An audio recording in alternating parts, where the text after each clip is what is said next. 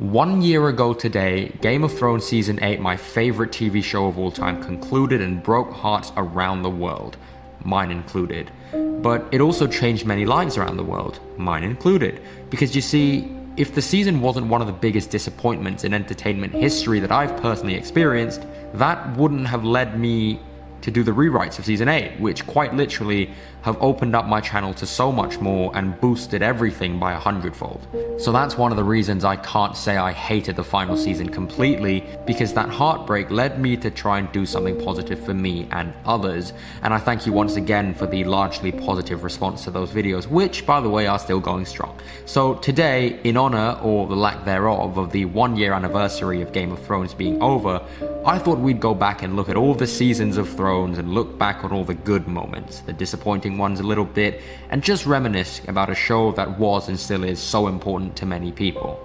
I have done a video talking about all the different seasons in the past, but I want this one to be very different, obviously, and treat it more as a positive look on things, as opposed to the somewhat heated and confused rant that many of us had with the finale. I want this to be a little more personal, a little more fast-paced of a recap than the last one, just going through my personal favorite moments and highlights from each season. If you want a more detailed exploration, then please do check out my older video, which I'm still very proud of, link in the description. But essentially my goal with this video is for people to watch it and want to watch Game of Thrones again, to fall in love with it again, and realize that although a large chunk of you felt let down by the ending, which arguably is the most important part of the story, that there is still so much to love here. Season 1, amazing opening scene that instantly establishes a very adult and dark mood and tone. There's this great horror element to it as well. The performances, of course, that's one of the things we're going to keep coming back to. I mean, Sean Bean was such a great leading man and did so much to set off the story. But to be fair, I don't think I was as hardly hit by his death, because when you rewatch Season 1, which I did, by the way, I went through the whole thing again 2 months ago, I realized just how often Ned would let his honor do the talking, and that led to a lot of dumb decisions. So really, you can kind of see it coming. That's good writing, though. The whole Vale arc was terrific, with Tyrion and Bronn and his various masturbation metaphors and the fight with Savardis, so good. Tywin's introduction, with him gutting the stag, was genius, so was this scene. The juxtaposition of the heartbreak of Ned Stark's betrayal and execution with Robb Stark defeating Jaime and taking him prisoner was a terrific balance of writing. Harry Lloyd as Viserys, I mean, what a despicable character, what a terrific performance.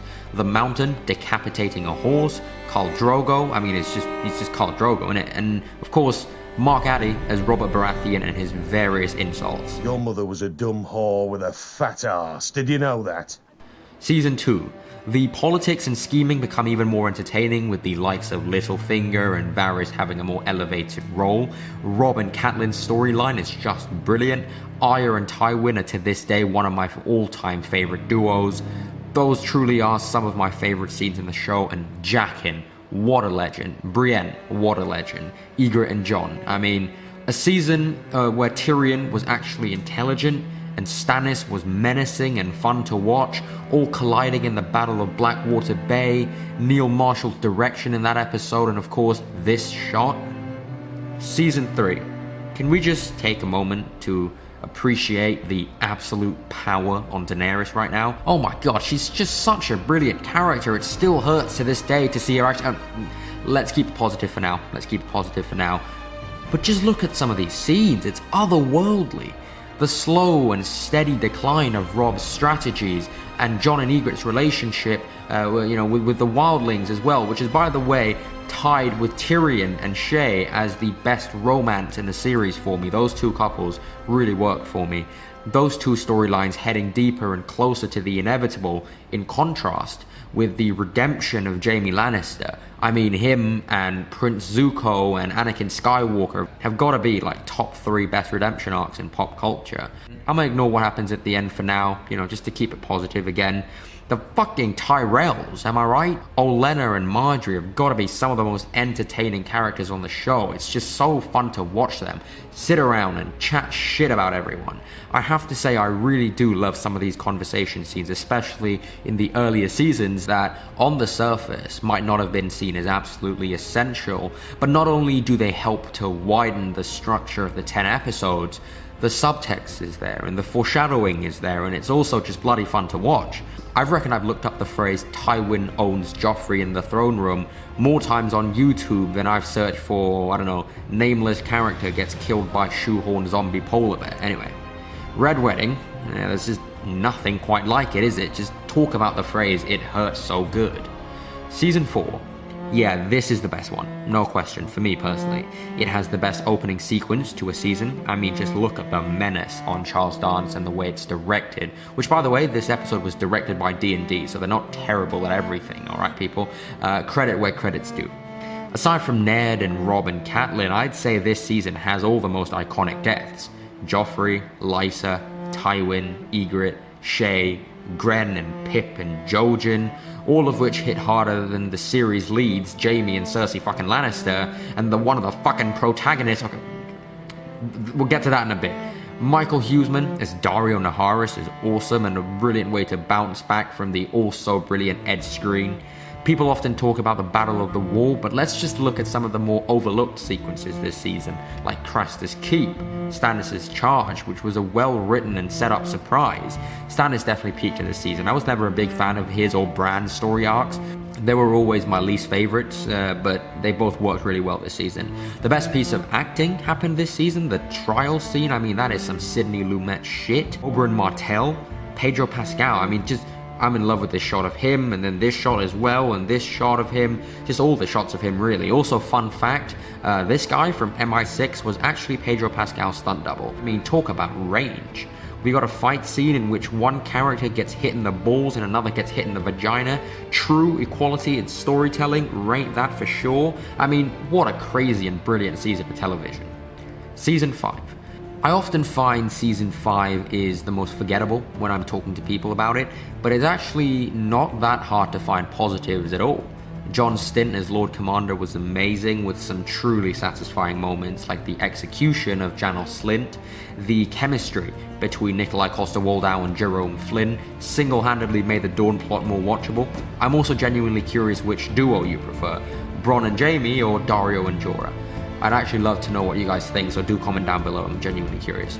Also, I've said this before, but I'll say it again, one of my favorite little nuggets of detail is that the streetwise Bronn gives them both fake names when interrogated, as opposed to Brienne, who never had much experience traveling with well-known Westerosi individuals. See?